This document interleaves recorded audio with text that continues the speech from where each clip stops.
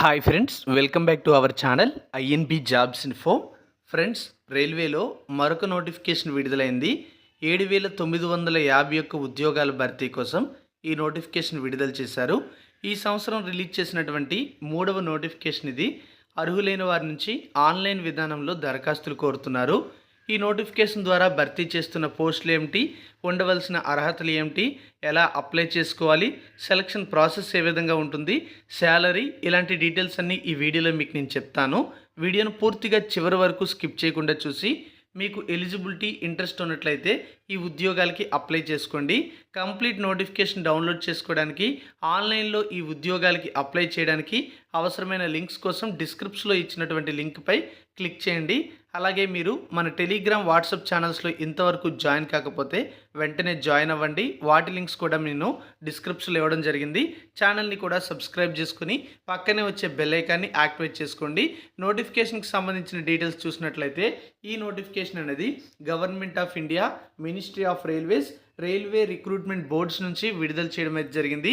ప్రస్తుతం విడుదల చేసినటువంటి ఈ నోటిఫికేషన్ ద్వారా junior engineer, deport material superintendent, chemical and metallurgical assistant, chemical supervisor research and metallurgical supervisor research పోస్టులు అయితే భర్తీ చేస్తున్నారు.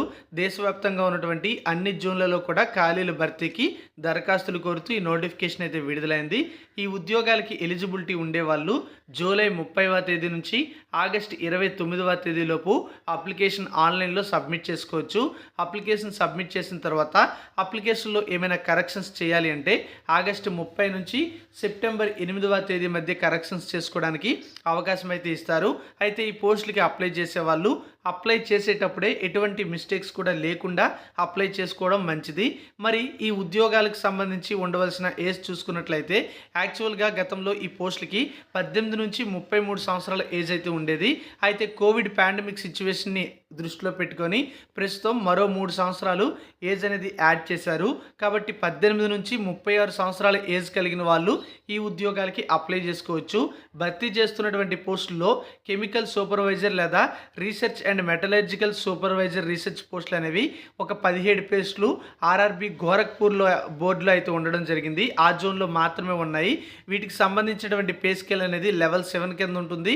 44,900 అయితే పే స్కేల్ ఇనీషియల్గా ఉండడం జరుగుతుంది. ఇక junior engineer, deport material superintendent and chemical and metallurgical assistant అనే పోస్టులు చూసుకుంటే 7,934 మిగతా జోన్లలో అయితే ఉన్నాయి. వీటికి కూడా సేమ్ ఏజ్ ఎలిజిబిలిటీ ఉంటుంది. లెవెల్ 6 ప్రకారం పే స్కేల్ ఉంటుంది. 35,400 ఇనీషియల్ పే అయితే ఇవ్వడం జరుగుతుంది. టోటల్గా 7,951 ఉద్యోగాల భర్తీకి దరఖాస్తులు కోరుతూ ఈ నోటిఫికేషన్ విడుదల చేయడం జరిగింది. ఈ ఉద్యోగాలకు అర్హులైన వారు ఆన్లైన్లో అప్లికేషన్ సబ్మిట్ చేసుకోవచ్చు. ఇండియన్ సిటిజన్స్ ఎవరైనా సరే ఈ పోస్టులకి అప్లై చేయడానికి అవకాశం అయితే ఉంటుంది. అలాగే ఈ ఉద్యోగాలకు సంబంధించినటువంటి సెలక్షన్ ప్రాసెస్లో భాగంగా CBT 1 కండక్ట్ చేస్తారు. CBT 1 తర్వాత CBT 2 కండక్ట్ చేస్తారు. తర్వాత డాక్యుమెంట్ వెరిఫికేషన్, మెడికల్ ఎగ్జామినేషన్, ఇలాంటి దశల ఆధారంగా ఈ ఉద్యోగాల ఎంపిక అయితే జరుగుతుంది. ఈ పోస్టులకు సెలక్షన్ ప్రాసెస్లో భాగంగా పరీక్ష అనేది వివిధ షిఫ్ట్లలో కండక్ట్ చేస్తారు. అంటే మల్టిపుల్ షిఫ్ట్స్లో కండక్ట్ చేస్తారు కనుక వీళ్ళు నార్మలైజేషన్ ఫార్ములాను బేస్ చేసుకొని మార్కులను నార్మలైజేషన్ చేసి మార్కులు అనేది ప్రకటించడం జరుగుతుంది. 1/3 నెగిటివ్ మార్కింగ్ విధానం కూడా అప్లికబుల్ అవుతుంది అని నోటిఫికేషన్లో స్పష్టం చేయడం అయితే జరిగింది. మరి ఈ ఉద్యోగాలకు సంబంధించి మరికొన్ని డీటెయిల్స్ కూడా మనం అయితే ఇక్కడ చూడొచ్చు. ఏజ్కి సంబంధించి మీకు నేను స్టార్టింగ్లో చెప్పాను, 18 నుంచి 33 సంవత్సరాల గతంలో ఉండేది. కానీ ఇప్పుడు 18 నుంచి 36 సంవత్సరాల వరకు కూడా ఏజ్ ఎలిజిబిలిటీ ఇవ్వడం అయితే జరిగింది. డేట్ ఆఫ్ బర్త్ ప్రకారం మనం ఇక్కడ చూసుకోవచ్చు. అన్రిజర్వ్డ్ లేదా ఈడబ్ల్యూఎస్ కేటగిరీ అభ్యర్థులు అయితే 1989 నుంచి జనవరి 2 నుంచి డేట్ ఆఫ్ బర్త్ కలిగి ఉంటే వాళ్ళు ఎలిజిబిలిటీ అయితే ఉంటారు. అంతకంటే ముందు ఉంటే వాళ్ళకి ఎలిజిబిలిటీ అయితే ఉండదు. ఓబీసీ నాన్ క్రిమిలేయర్ అభ్యర్థులు అయితే 1986 జనవరి 2 నుంచి ఎవరైతే డేట్ ఆఫ్ బర్త్ కలిగి ఉంటారో వాళ్ళకి ఎలిజిబిలిటీ ఉంటుంది. SC/ST అభ్యర్థులు అయితే 1984 జనవరి 2 నుంచి డేట్ ఆఫ్ బర్త్ కలిగిన వాళ్ళకి ఎలిజిబిలిటీ ఉంటుంది. ఇక ఇది మ్యాక్సిమం ఏజ్ లిమిట్ అన్నమాట. ఆల్ క్యాండిడేట్స్కి కూడా 2007 జనవరి 1 వరకు కూడా మనకి డేట్ అనేది ఉంటుందన్నమాట. అంటే ఆ డేట్ నాటికి కనీస వయసు అయితే ఉంటుంది 18 ఇయర్స్ అనేది. ఇక ఏజ్ రిలాక్సేషన్ కూడా వర్తిస్తుంది.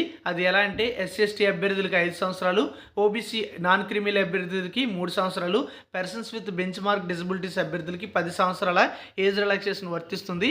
వాటితో కలుపుకొనే ఇక్కడ మనకి వీళ్ళు ఈ టేబుల్లో డీటెయిల్డ్గా ఏజ్ అనేది డేట్ ఆఫ్ బర్త్ ప్రకారం అనౌన్స్మెంట్ అయితే చేశారు. సో ఈ విధంగా ఎవరైతే డేట్ ఆఫ్ బర్త్ కలిగి ఉంటారో వాళ్ళకి ఏజ్ ఎలిజిబిలిటీ ఉంటుందన్నమాట. ఈ డేట్స్ కంటే ముందు డేట్ ఆఫ్ బర్త్ కలిగి ఉంటే వాళ్ళు నాట్ ఎలిజిబుల్ అయితే అవుతారు. ఇక్కడ ఏజ్ రిలాక్సేషన్ కలుపుకొని ఆ డేట్స్ అనేవి మనకి ఇక్కడ వీళ్ళు ఇవ్వడం అయితే జరిగింది. అప్లికబుల్ ఫీజు అయితే చూసుకున్నట్లయితే ఎవరైతే ఈ పోస్టులకి అప్లై చేస్తారో వాళ్ళు SC ST ex service man, female candidates, transgender, minorities మరియు ఈబీసీ ఎకనామికల్ బ్యాక్వర్డ్ క్లాసెస్ ఈ అభ్యర్థులు ఎవరైతే ఉంటారో వీళ్ళందరికీ కూడా 250 రూపీస్ ఫీజు అయితే ఉంటుంది.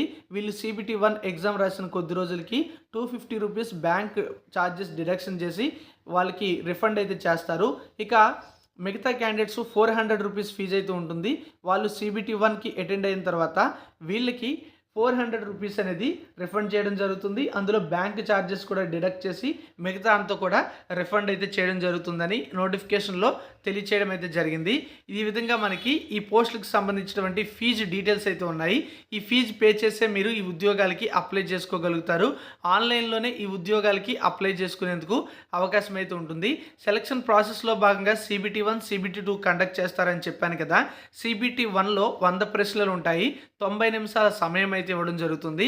ఇందులో mathematics, general intelligence and reasoning, general awareness, general సైన్స్కి సంబంధించినటువంటి ప్రశ్నలు అయితే ఇవ్వడం జరుగుతుంది. అలాగే మనం చూసుకున్నట్లయితే CBT 2లో మొత్తంగా 120 నిమిషాలు సమయం ఇస్తారు. 150 ప్రశ్నలు అయితే ఇవ్వడం జరుగుతుంది. ఇందులో కూడా general awareness, physics and chemistry, basics of computers and applications, basics of environment and pollution control, technical ఎబిలిటీస్కి సంబంధించినటువంటి క్వశ్చన్స్ అయితే రావడం జరుగుతుంది. 1/3 నెగిటివ్ మార్కింగ్ విధానం అయితే ఉంటుంది. ఇక్కడ మీకు ఉండేటువంటి క్వాలిఫికేషన్ ఆధారంగా వీళ్ళు మ్యాపింగ్ అయితే చేయడం జరుగుతుంది. దానికి సంబంధించిన మ్యాపింగ్ టేబుల్స్ అయితే ఇవ్వడం జరిగింది. సో ఈ విధంగా మనకి బ్యాచిలర్ డిగ్రీ ఇంజనీరింగ్గా లేదా టెక్నాలజీకి సంబంధించినటువంటి డీటెయిల్స్తో మ్యాపింగ్ చేసి వాళ్ళకి ఎగ్జామ్ అయితే అలాట్ చేయడం జరుగుతుంది. నార్మలైజేషన్ ప్రాసెస్ని బేస్ చేసుకునే మార్కుల లెక్కింపు ఉంటుందని ఆ నార్మలైజేషన్కి సంబంధించిన ఫార్ములా డీటెయిల్స్ కూడా మనకి ఇక్కడ వీళ్ళు అనౌన్స్మెంట్ అయితే చేయడం జరిగింది. మీరు ఈ యొక్క వెబ్సైట్స్లోకి వెళ్ళి అప్లికేషన్ అనేది సబ్మిట్ చేసుకోవడానికి ఛాన్స్ కూడా ఉంటుందని నోటిఫికేషన్లో ఇవ్వడం అయితే జరిగింది. మరి ఈ ఉద్యోగాలకు సంబంధించినటువంటి ముఖ్యమైనటువంటి డీటెయిల్స్ అన్నీ కూడా ఇప్పుడు తెలిసాయి. ఎక్కువగా క్వాలిఫికేషన్ సంబంధించి చాలామందికి డౌట్ అయితే ఉంటుంది. అది కూడా మనమైతే ఇప్పుడు చూడవచ్చు. నోటిఫికేషన్లో మనకు పోస్ట్ వైజ్ క్వాలిఫికేషన్స్ డీటెయిల్స్ అయితే ఇవ్వడం జరిగింది. ఇక్కడ మీరు ఏ ఉద్యోగాలకి ఎలిజిబిలిటీ ఉంది అనేది తెలుసుకోవచ్చు.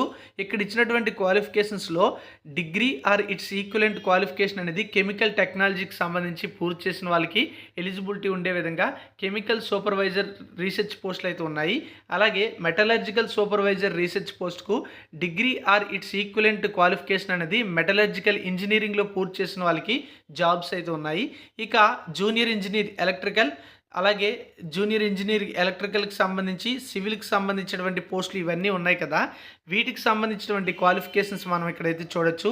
3 ఇయర్స్ డిప్లొమా అనేది మెకానికల్ లేదా ఎలక్ట్రికల్ లేదా ఎలక్ట్రానిక్స్ ఇంజనీరింగ్లో పూర్తి చేసిన వాళ్ళకి ఎలిజిబిలిటీ విధంగా పోస్టులు అయితే ఉన్నాయి. అలాగే junior engineer civil, P way and bridge పోస్టులు అయితే ఉన్నాయో వాటికి సంబంధించి 3 ఇయర్స్ డిప్లొమా అనేది సివిల్ ఇంజనీరింగ్లో లేదా బీఎస్సీ ఇన్ సివిల్ ఇంజనీరింగ్లో 3 ఇయర్స్ డ్యూరేషన్ కలిగింది చేసినా సరే ఎలిజిబిలిటీ విధంగా పోస్టులు అయితే ఉన్నాయి. అదేవిధంగా డిప్లొమా అనేది mechanical or production or automobile or electrical or electronics or instrumentation and control ఇంజనీరింగ్లో చేసిన వాళ్ళకి కూడా పోస్టులు అయితే ఉన్నాయి. వీటన్నింటికి సంబంధించినటువంటి క్వాలిఫికేషన్స్ అయితే ఇవి. బ్యాచిలర్ డిగ్రీ అనేది సైన్స్లో ఫిజిక్స్ మరియు కెమిస్ట్రీ సబ్జెక్ట్స్తో 45% మార్క్స్ కలిగిన వాళ్ళకి కెమికల్ అండ్ మెటలర్జికల్ అసిస్టెంట్ పోస్టులు అయితే ఉండడం జరిగింది. ఈ విధంగా వివిధ రకాల డిగ్రీలు, డిప్లొమాలు వంటి క్వాలిఫికేషన్స్ కలిగిన వారికి పోస్టులు అయితే ఉన్నాయి. మీరు ఒకసారి కంప్లీట్ నోటిఫికేషన్ చూసినట్లయితే డీటెయిల్స్ అన్ని క్లియర్గా తెలుస్తాయి. అలాగే మనకు నోటిఫికేషన్లో zone wise, post wise vacancies details అయితే ఇచ్చారు. మీరు ప్రతి జోన్లో కూడా మీకు ఏ పోస్టులకి ఎలిజిబిలిటీ ఉంటే ఆ పోస్టుల నెంబర్ ఎన్ని సంఖ్యలో ఖాళీలు ఉన్నాయనేది కూడా తెలుసుకునేందుకు అవకాశం అయితే ఉంటుంది. ఒకసారి పూర్తి నోటిఫికేషన్ డౌన్లోడ్ చేసి చెక్ చేయండి. కంప్లీట్ నోటిఫికేషన్ డౌన్లోడ్ చేయడానికి డిస్క్రిప్షన్లో లింక్ ఇచ్చాను. Thank you for watching.